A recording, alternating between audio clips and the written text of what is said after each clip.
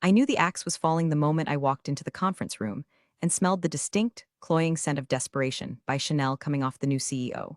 Claire, the founder's daughter and a woman whose business acumen was entirely inherited alongside her daddy's hairline, was sitting at the head of the table like she was waiting to order a mimosa at brunch.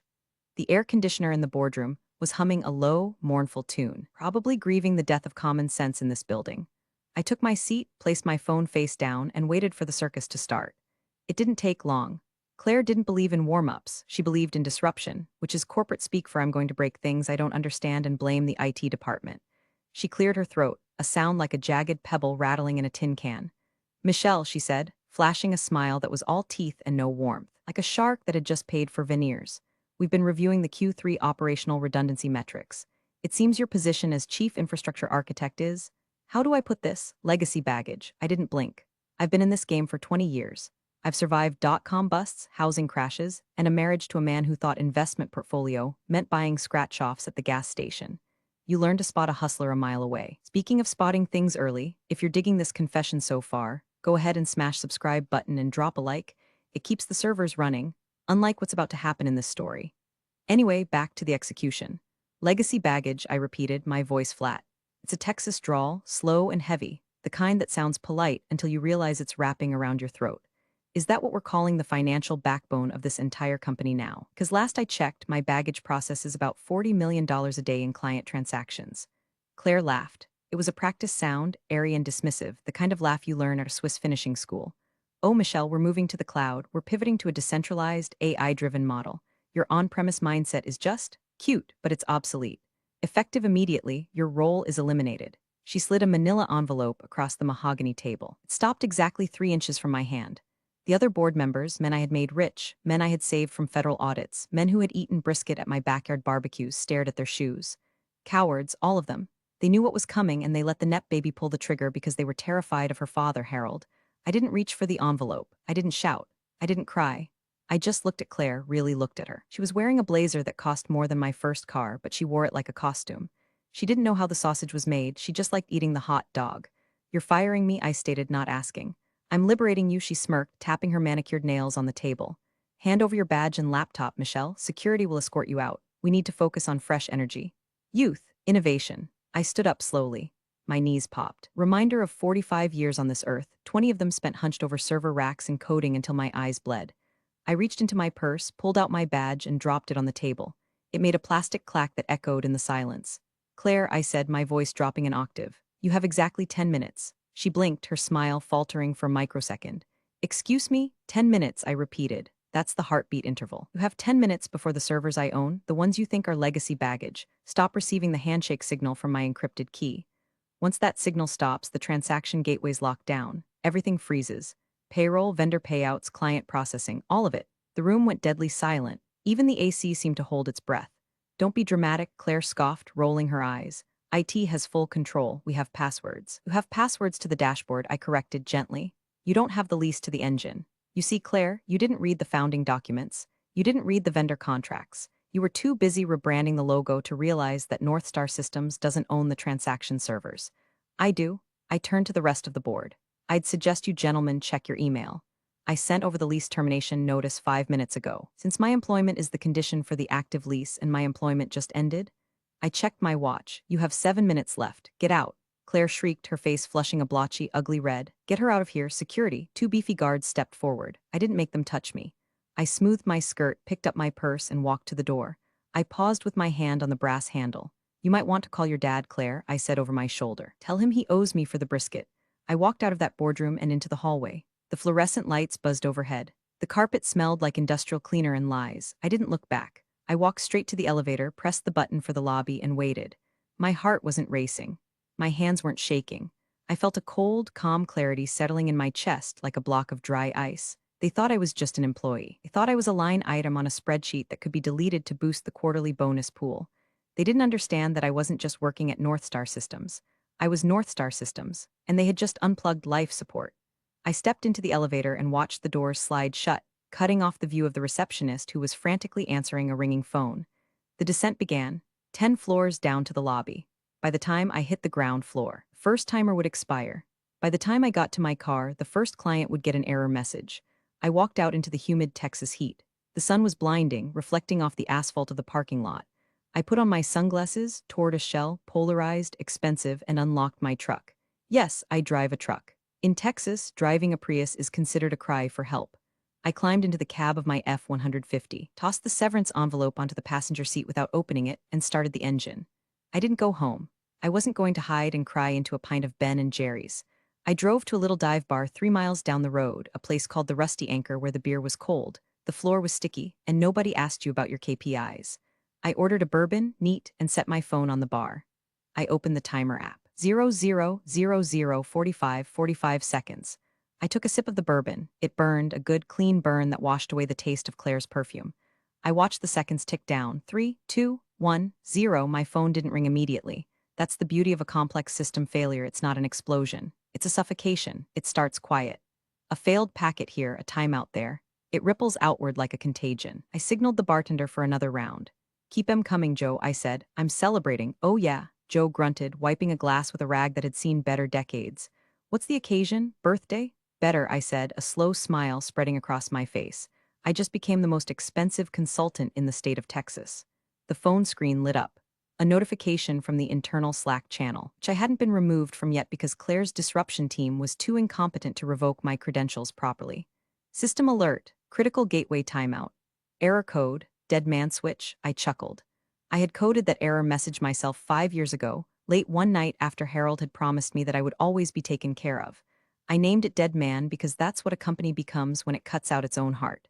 The chaos was just beginning, and I had a front row seat, a full glass of whiskey, and absolutely zero intention of picking up the phone when it started to ring.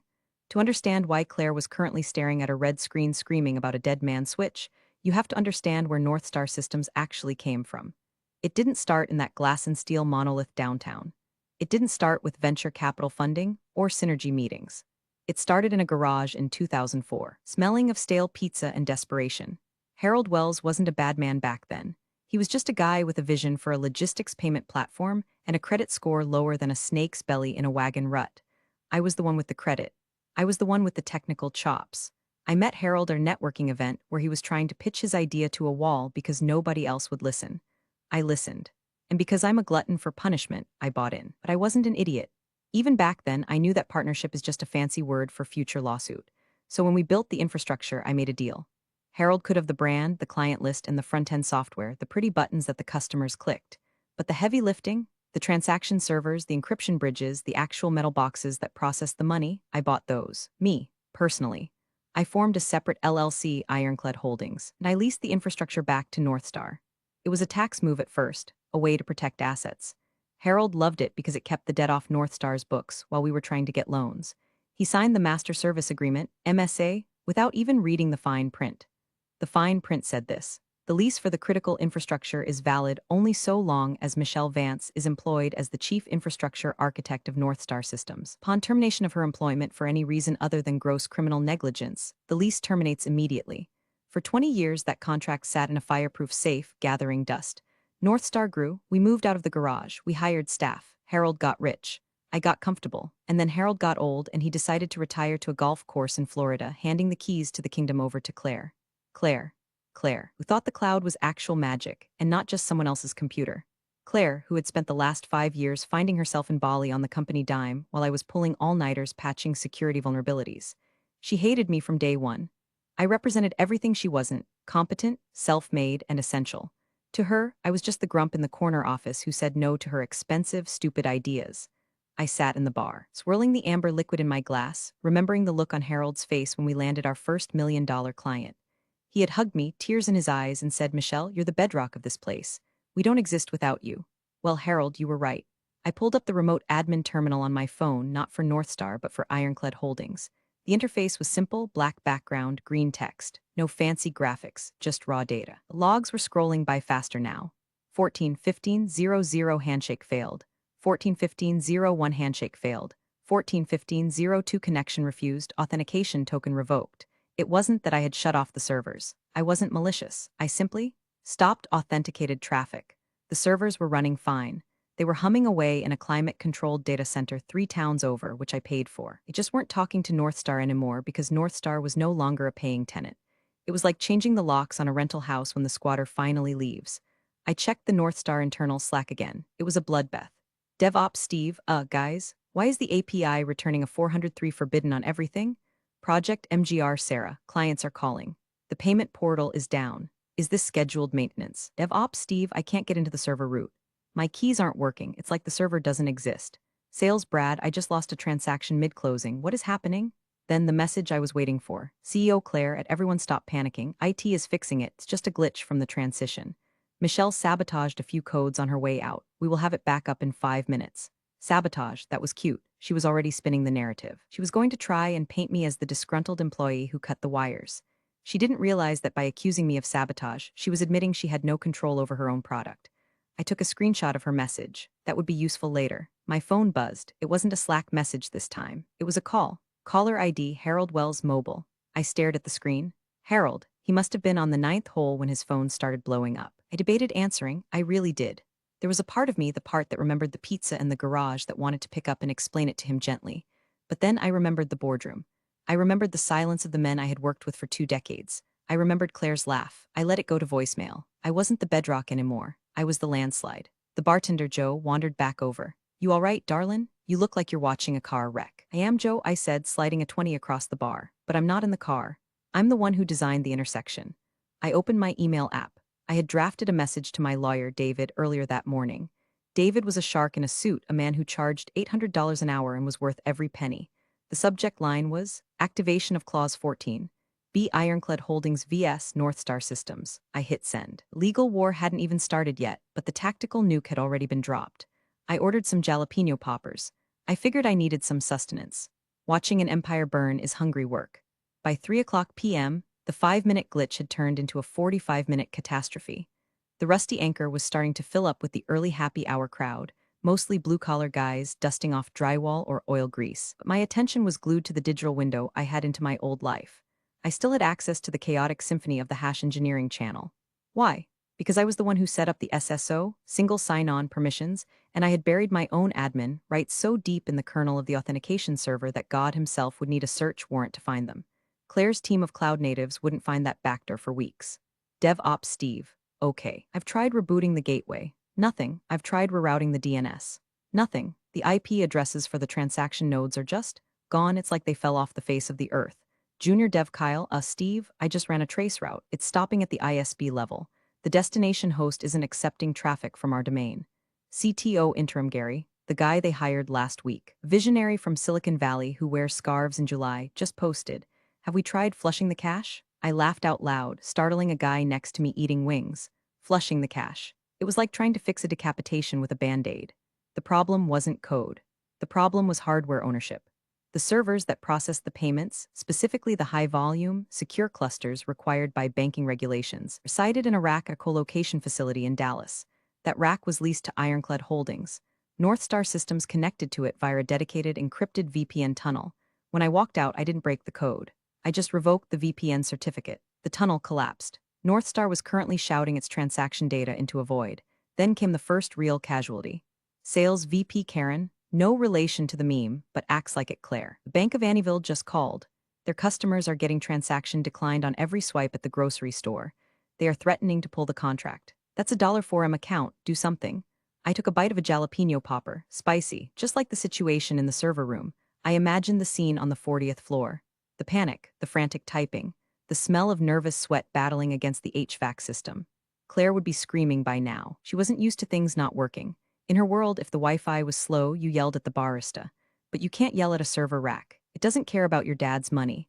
I decided to twist the knife a little. Not directly, I couldn't interact or I'd show my hand too early, but I could check the logs of the backup system I had insisted they build 3 years ago. Ah, yes, the backup system. One Claire had defunded last budget cycle because redundancy is just paying twice for the same service. I navigated to the backup logs. Last backup, 8 months ago. Status, corrupted. Reason, storage limit exceeded. Subscription canceled by user, C. Wells. She had canceled the cloud storage subscription for the backups to save $500 a month, on a company generating $50 million a year. The sheer, staggering incompetence was almost poetic. It was grimecore poetry, written in binary. My phone rang again. This time it wasn't Harold, it was Gary, the scarf-wearing interim CTO. I watched it ring. Ring, ring, I picked up, not to help but to gather intelligence. This is Michelle, I said, keeping my voice cool and professional like I was taking a reservation for dinner. Michelle, thank God, Gary sounded breathless. Look, there's been a misunderstanding. The transition seems to have snagged on some legacy protocols. We need the admin keys for the server cluster, just the root passwords. We can handle it from there. Gary, I said, I don't work for Northstar anymore. Giving you passwords would be a violation of the Computer Fraud and Abuse Act. I can't access systems I'm not authorized for. Don't give me that legal crap, he snapped. The visionary facade was cracking. Claire is breathing down my neck. The system is down. Just text me the damn password and we'll call it even. Call it even? I asked. Gary, do you know where those servers are physically located? The cloud? He guessed. No, Gary, they are in a building in Dallas. A building I pay rent on, a rack I own. You're asking for the keys to my house.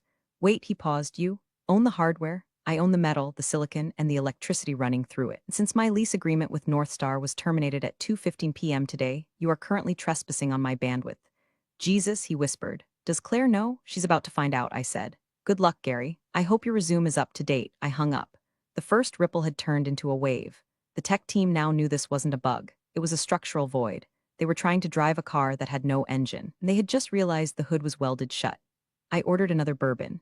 The sun was starting to dip lower in the Texas sky, casting long, orange shadows across the bar. It was the golden hour. Appropriate. I was about to watch their golden goose get cooked. You know the saying, bad news travels fast? In the age of Twitter, X, bad news travels at the speed of fiber optics. By 4:30 p.m., #Northstar Down was trending locally in Austin and Dallas. I scrolled through the feed on my phone. It was beautiful. At Angry Mom TX, my card just got declined at the pharmacy for my kids' asthma meds. The pharmacist said the processor is down. Thanks at Northstar Sys for almost killing my kid. #fail at CryptoBro99, Northstar Systems is rug pulling. Can't access my merchant dashboard. Is this another FTX? At DeVito Fan for Life, ironically. This guy had a profile pic of Danny DeVito, just tried to pay my employees via Northstar. System dead. Guess we're paying an exposure this week. It wasn't just complaints. It was the digital dismantling of a brand's reputation in real time. And the best part? Claire's social media team, 2 unpaid interns and a brand evangelist named Tyler, were silent.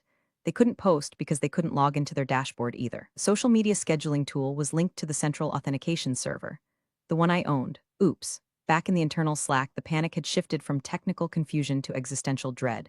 HR Director Linda, everyone? I just tried to run the bi-weekly payroll batch. It failed. Error 503. Does anyone know if we can cut paper checks? Accounting Bob, paper checks? Linda, we have 400 employees spread across 3 states. Don't even have a check printer anymore. Claire threw it out last month to make room for the kombucha tap. The kombucha tap. I shook my head. That tap cost $5,000. The backup server subscription was $500. Priorities. Then came the extra pickles moment, the detail that exposed the rot. A notification popped up in the #general channel, which was usually reserved for birthday announcements and lost and found. Because the payment processor was failing, the automated error logs were spitting out raw transaction data into the chat as a default failsafe. I had set that up years ago to debug specific errors, but I never turned it off. System error, failed transaction. Vendor, Elite Private Jet Charters. Amount, $45,000. Memo, CEO Retreat Cabo. Status, declined insufficient infrastructure. The chat froze. The employees, who had been told last week that there was no money for cost of living raises, were now staring at a declined $45K charge for a CEO retreat to Cabo. Senior Dev Mike, Cabo? I thought she was at a strategic partner summit in Houston. Marketing Jen, we laid off 3 designers yesterday to streamline costs. Dev Ops Steve, I'm done. I'm literally watching my rent money vanish while she tries to fly to Cabo. Does anyone have Michelle's number? She's the only one who actually did anything around here. I sipped my drink. The mutiny wasn't being led by a charismatic revolutionary. It was being led by a failed jet charter payment.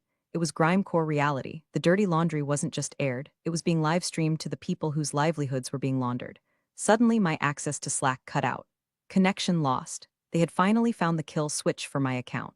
It took them 3 hours. Frankly, I was disappointed. I expected better from Gary, but the damage was done. The screenshots were already circulating. I saw a screenshot of the Cabo transaction pop up on Twitter 5 minutes later, posted by an anonymous account named Northstar Exile. Claire wasn't just fighting a tech failure anymore. She was fighting a class war within her own building. I signaled for the check. The first phase was complete. The technical infrastructure was dead. Social capital was incinerated. Now it was time for the money men to get involved. I walked out of the bar into the cooling evening air. The Texas sunset was a bruise of purple and red across the horizon. I had a meeting to prepare for, not a scheduled one, but one I knew was coming. My phone buzzed, a text message. From David, lawyer, they just called. Their general counsel is threatening a temporary restraining order and an injunction. I told them to read clause 14. B again, they hung up. I think they're crying. I typed back, let them cry, it hydrates the skin. I got into my truck. The engine roared to life, a deep, reliable sound. Unlike North Star, my truck worked because I took care of it. I maintained it. I respected it. Claire treated her company like a rental car she bought insurance for. She was about to find out that acts of God don't cover acts of Michelle. Harold Wells was a man who believed in handshake deals and the sanctity of a golf handicap. He was currently in Naples, Florida, wearing linen pants that cost more than my mortgage payment, likely nursing a scotch and staring at the Gulf of Mexico. I could picture him perfectly. He'd be holding his phone like it was a grenade that had just had the pin pulled. And it had. The first voicemail appeared on my phone at 5:15 p.m. I didn't listen to it yet. I drove home, a nice ranch-style place on 3 acres outside the city limits. I had bought it with the bonuses Harold gave me back when he still ran the show. It was quiet here. No sirens, no corporate buzzwords, just crickets and the distant hum of the highway. I poured myself a glass of iced tea. I was done with the bourbon for now. I needed a clear head for the endgame and sat on my back porch. I finally pressed play on the voicemail. Michelle, it's Harold. Look, I'm hearing some disturbing things from the board. Claire says you sabotaged the system, says you planted a virus. I told her that didn't sound like you, but the bank just called me, Michelle. The bank. They say our merchant processors are offline. Call me back. We need to fix this. His voice was shaky. It lacked the booming confidence of the man who used to sell vaporware to venture capitalists. He sounded old. I didn't call back. 10 minutes later, another voicemail. Michelle, pick up the damn phone. Gary says you own the servers? What the hell is he talking about? We own the company. How can you own the servers? I don't remember signing that. This is blackmail, isn't it? Whatever you want, we can discuss it. Just turn it back on. Claire is in over her head. I know that. Just help me out here for old time's sake. For old time's sake. The phrase hung in the humid air. I remembered old times. I remembered when the payroll system crashed in 2009, and I paid the engineers out of my own savings account so they wouldn't walk, and Harold promised to pay me back with interest. He did, eventually, but he forgot the interest. I remembered when his first wife left him, and I ran the company for 3 months while he went on a bender in Vegas. I remembered teaching Claire how to use Excel when she was an intern, and her rolling her eyes at me every time I corrected her formulas. Old times were expensive, and the bill was past due. I pulled out the file I kept in my home office. The original partnership agreement, the addendums, the LLC formation documents for Ironclad Holdings. There it was, in black and white, Harold's signature scrawled in blue ink at the bottom of the master service agreement. He hadn't read it. He had been too busy popping champagne to celebrate the funding round. He trusted me to handle the boring technical stuff. He trusted me to be his safety net. But he forgot that a safety net only works if you don't cut the ropes. My phone rang again. Harold, this time I answered. Hello, Harold. Michelle? He sounded relieved, but also angry. What the hell is going on? Why is my company offline? Your company isn't offline, Harold, I said calmly. Your software is working perfectly. It's just that your company has been evicted. Evicted? What are you talking about? The servers, the hardware, the infrastructure. It belongs to Ironclad Holdings. You know this. You signed the lease. I signed a lot of things, he shouted. I didn't sign away my company. No, you signed a lease that was contingent on my employment, I explained, as if speaking to a child. Claire fired me today. At 2:00 p.m., she called me legacy baggage. She said I was obsolete, so I took my baggage and left. My baggage just happened to be the servers. She fired you? Harold's voice dropped. She didn't tell me that. She said you quit in a huff, she lied, Harold. Just like she lied about the Cabo trip being a partner summit. Silence on the line, heavy breathing silence. Michelle, he said, his voice trembling. Fix it, please. I'll fire her. I'll fire Gary. I'll give you a raise, double your salary. Just turn the key back on.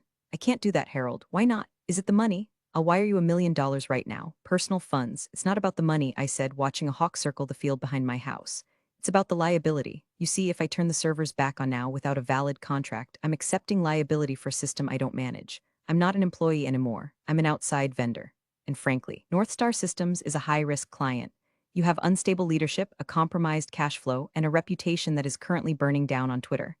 Ironclad Holdings doesn't do business with unstable partners. You're killing us, he whispered. No, Harold, I said softly. I'm just the coroner. Claire killed it. I'm just signing the death certificate. I hung up. I knew that was cruel. But cruelty is just efficiency without the emotional buffer. Harold had let his daughter treat the company like a toy. He had let her treat me like furniture. He needed to learn that you can't inherit respect and you can't buy loyalty once you've sold it down the river. I went back inside. I had a feeling the lawyers would be trying again soon, and unlike Harold, they wouldn't be appealing to emotion. They'd be coming with threats. Good thing I speak fluent threat. At 7:00 p.m., the cease and desist letter arrived via email. It was marked urgent in all caps, which is lawyer speak for we are panicking but trying to look scary. I forwarded it to David, my attorney. David is the kind of lawyer who wears cowboy boots to court and quotes the Bible while eviscerating the opposition. He called me 3 minutes later. Michelle, he chuckled. This is cute. They're citing the duty of loyalty and tortious interference. They're trying to argue that by enforcing your own contract, you're sabotaging their business. What's our play, David? I asked, putting my feet up on the coffee table. Well, he said, the sound of papers shuffling in the background. I'm going to send them a response attaching the 2018 asset allocation audit, the one where they explicitly declined to purchase the servers from you because they wanted to keep the depreciation off their books. Remember that? I remember, I smiled. Harold wanted his EBITDA to look better for the bank loan. Exactly. Can't claim ownership of something they legally refused to buy to save on taxes. It's called estoppel, and it's going to hit them like a freight train. The conference call happened 30 minutes later. It was me, David, North Star's general counsel, a guy named Robert who sounded like he was sweating through his phone, and Claire. This is extortion. Claire shrieked as soon as the line connected. She's holding our data hostage. Miss Wells, David's voice was like molasses. Please control yourself or we will terminate this call. My client is not holding anything hostage. Your data is sitting safely on drives that belong to my client. You are welcome to come and retrieve your data. We can provide you with the raw hard drives. Of course, you'll need your own servers to read them since you don't own any. We need the service restored immediately. Robert, the GC, interjected. We are losing thousands of dollars a minute. We'll sue you for damages. On what grounds? David asked. Clause 14B is clear. Lease terminates upon employment termination. You fired her. You terminated the lease. You evicted yourselves. We didn't know about the lease. Claire yelled. Ignorance of your own corporate structure is not a legal defense, darling, David drawled. In fact, it's a breach of fiduciary duty to your shareholders. You might want to worry less about suing Michelle and more about the class action lawsuit your investors are going to file when they find out you fired the woman who owned the power cord. Silence. Beautiful, heavy silence. What do you want? Robert asked, his voice defeated. We can draft a consulting agreement. Temporary reinstatement. Name your price. I leaned into the speakerphone. I don't want a job, Robert. I don't want money. I want you to understand something. You called me obsolete. You said I was baggage. Well, I'm unpacking my baggage elsewhere. We can get an injunction, Claire threatened, her voice cracking. I know judges. In Texas, David laughed. Miss Wells, you're in a contract dispute over hardware ownership with a clear paper trail. No judge in this state is going to force a private business owner to provide services to a client who isn't paying and who just fired them. You're dead in the water. We're willing to buy the servers. Robert said quickly, right now, we'll wire the funds. Fair market value plus 20%. Not for sale, I said. Everything is for sale, Robert pressed. No, I corrected. Commodities are for sale, leverage is not, and right now I have all the leverage. Those servers are custom configured. They run proprietary encryption scripts that I wrote. Even if I sold you the boxes, you wouldn't know how to turn them on without me. And I am not for hire. Ruining my company? Claire sobbed. The anger was gone, replaced by pure spoiled child despair. My dad is going to kill me. He might, I agreed, but at least you'll have plenty of time to work on your resume. I hear legacy baggage handler is a growing field. I hung up the phone. David texted me a moment later. That was the most fun I've had with my pants on in years. I laughed, but the laugh caught in my throat. It was a victory, yes, but it was also a funeral. I had spent 20 years building that company. I had loved it. I had bled for it. And now I had to be the one to put a bullet in its head because the new owners were letting it suffer. It wasn't malice, it was mercy. I went to my computer and opened up a new window, GoDaddyCom. I typed in a new domain name, South Star TechCom available. I clicked buy. The king is dead, long live the queen. By the next morning, North Star Systems wasn't a company. It was a crime scene. The transaction freeze had now lasted 18 hours. The damage was catastrophic. Major clients, banks, hospital networks, retail chains had already initiated emergency protocol breaches. They were moving their volume to competitors. Stripe and Square were probably having a record day, feasting on the carcass of North Star's market share. My phone was buzzing nonstop, but not from management. It was the staff. DevOps Steve, hey Michelle, Gary just resigned. He literally walked out, threw his scarf in the trash can and left. Claire is locked in her office. Project MGR Sarah, they're saying we might not get paid on Friday. Is that true? Sales Brad, I just got off the phone with Amazon. They pulled the partnership. It's over, isn't it? I replied to them one by one. Steve, send me your resume. I'm starting something new. Sarah, don't worry about payroll. If they default, you have priority claim. Also, send me your resume. Brad, yeah, it's over. But you're a good salesman. You sold ice to Eskimos. Send me your resume. I was poaching them. Shamelessly. Openly. Why wouldn't I? They were good people working for a bad captain. I was just sending out the lifeboats. At 10 o'clock a.m., the news broke on TechCrunch. Headline, North Star Systems goes dark. CEO disruption leads to infrastructure collapse. The article quoted an anonymous source, definitely Gary, saying that the CEO had fired the owner of the servers without realizing she didn't own the servers. The internet ate it up. It was the perfect storm of corporate schadenfreude. Memes of Claire, taken from her influencer CEO Instagram page, were being captioned with 404 CEO not found and gaslight, gatekeep, glitch. I watched from my home office as I set up the framework for South Star Tech. It wasn't hard. I already had the hardware ironclad holdings. I had the capital, my savings, plus the settlements that were inevitably coming. And now I had the talent pipeline. I received an email from the biggest client Northstar had, a national logistics firm called Trans Global. Their CTO, a guy named Marcus who I had known for years, sent a direct message. Subject, are you operational? Body, Michelle, we know what happened. We know who holds the keys. If you spin up a new instance under a new entity, we will move our entire volume to you. We trust the architect, not the logo. Let us know. That was the nail in the coffin. Northstar wasn't losing clients to competitors. They were losing them to me, and I hadn't even printed business cards yet. I called Marcus back. Give me 48 hours to scrub the servers and re-image them with a new encryption key. I'll have you processing by Monday. Done, Marcus said. We're serving Northstar with a breach of contract notice today. I hung up and looked at the whiteboard in my office. I drew a line down the middle. On the left, legacy baggage. On the right, future revenue.